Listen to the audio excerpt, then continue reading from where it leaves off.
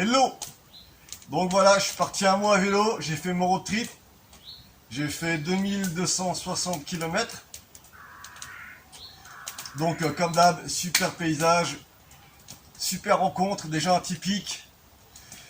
Mais avant de continuer à parler de mon voyage à vélo, je voudrais d'abord remercier les gens qui m'ont reconnu sur la route.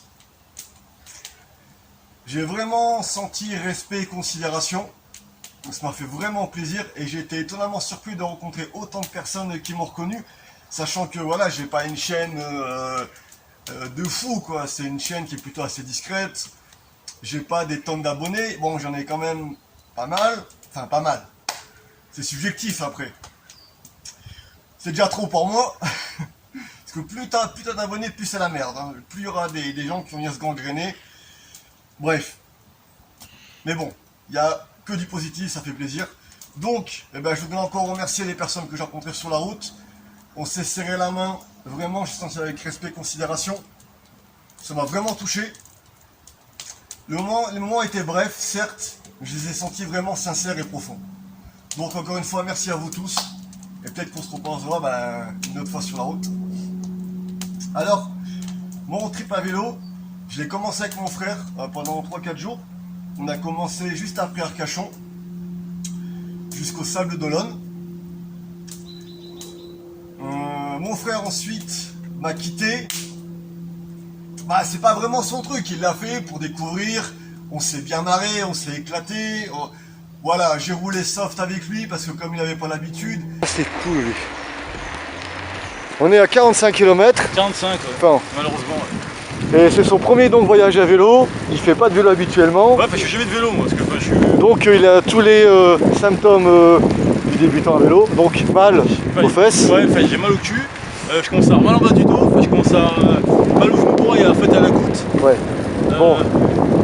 Ouais, j'en ai un peu plein le cul là. Déjà ouais. Bon c'est bon, il est fait pour le road trip pour 2000 km. Je suis en fait content en plus, il a marqué à côté. Pas de problème. Là en fait à vélo, là vraiment faut vraiment avoir le truc.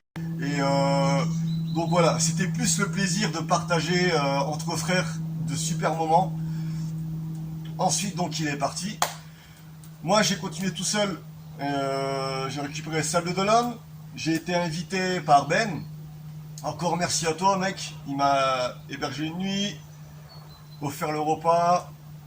Et il m'a offert un powerbank. Alors ça, vraiment merci à toi parce que ça m'a vraiment aidé sur la route. Merci.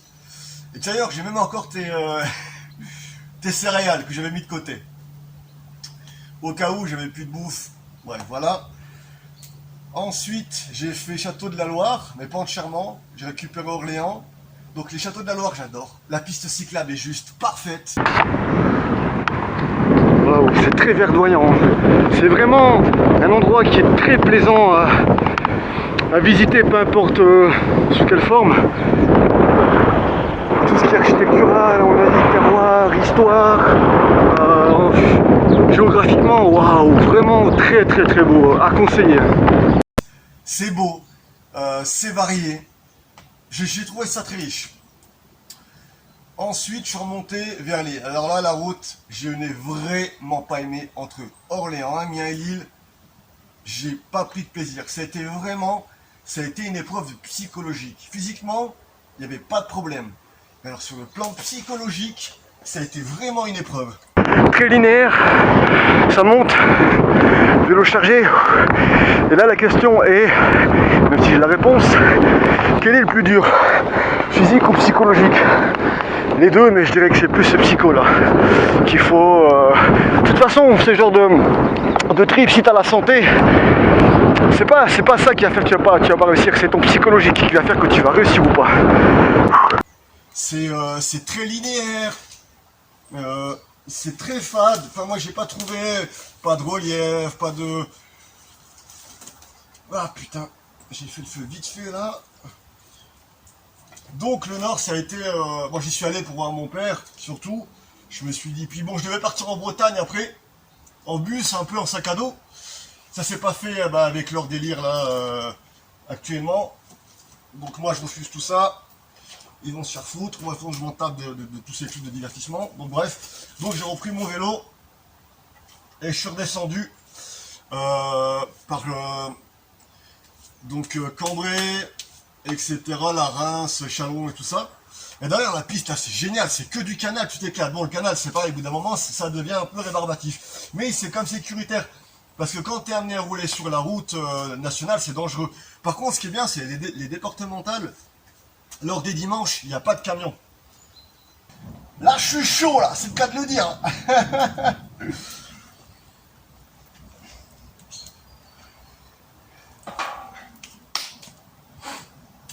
Donc, ensuite, ben voilà, je suis rentré, bon, je dis ça brièvement, puisque j'ai tout filmé.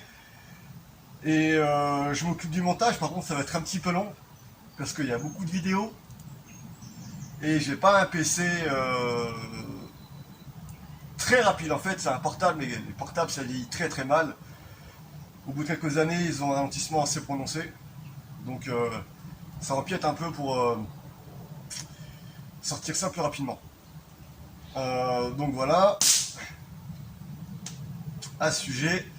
Concernant la cabane, j'ai effacé 3 vidéos parce qu'il y en avait trop. Et puis, je préfère n'en avoir qu'une seule. Donc, j'en ferai une nouvelle. Je vais récupérer quelques parties des 3 vidéos que j'ai supprimées. Les rajouter à la nouvelle pour faire une seule vidéo. Mais j'en ferai qu'une seule. Mais elle durera 1 heure. Il y aura plus de détails. Je sais pas quand je la ferai. J'en sais rien. Donc, j'ai voyagé avec peu d'argent. Je suis arrivé d'ailleurs 8 jours avant l'enfin, j'avais plus d'argent, donc là ça a été un peu problématique cette année, c'était un peu plus compliqué. Je fais toujours de la récup, mais la récup l'été c'est plus difficile parce que les aliments tombent très vite. Les légumes, les fruits ça va, ça arrive encore, même s'ils sont chauds c'est toujours mangeable, c'est gérable. En fait, avant je faisais beaucoup de récup boulangerie, mais je voulais pas en faire cette année parce que je veux plus manger tous ces trucs là en fait. J'essaie au maximum de manger le plus correctement possible en évitant tout ce qui est sucre raffiné, même si j'en mange encore, hein, parce que sur la route j'ai quand même bu des sodas, j'ai aussi bu des bières, donc évidemment, et j'ai été aussi contraint de manger des cochonneries, parce que, comme j'ai dit, 8 jours avant la fin, eh ben, j'avais plus d'argent, donc j'ai fait donc, les cubes de poubelle, mais ça n'a pas toujours fonctionné. Alors qu'est-ce que j'ai fait? Je suis allé voir dans les épiceries, ils m'ont filé des fruits, il y a même un mec qui a fait 3-4 kilos de bananes. Dans la récup communicative, je vais dans le magasin, je demande. Je lui demandais à l'épicerie s'il n'y avait pas des trucs à jeter invendus. Le mec m'a fait, je sais pas, au moins 3 kilos de bananes quoi. Donc c'est cool. Voilà, je vais continuer. Comme ça je pose pas ma réserve. Parce que quand même, je suis à Lens et j'ai encore jusqu'à Genève pour rentrer. Hein. C'était cool, encore super bonne. Et il y a un moment, j'ai voulu tester un truc. Moi j'ai jamais fait la mendicité, j'ai jamais fait la manche de ma vie, j'ai jamais.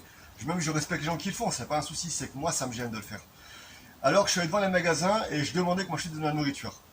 Alors ça fonctionne, mais c'est compliqué. Parce que la personne, soit elle prend son temps en caisse, soit t'attends, bon, t'attends, t'as déjà mangé gratuit donc t'as pas de plaindre. Soit elle se sent pressée. Je trouvais que c'était pas un bon système. Alors j'ai demandé une participation financière.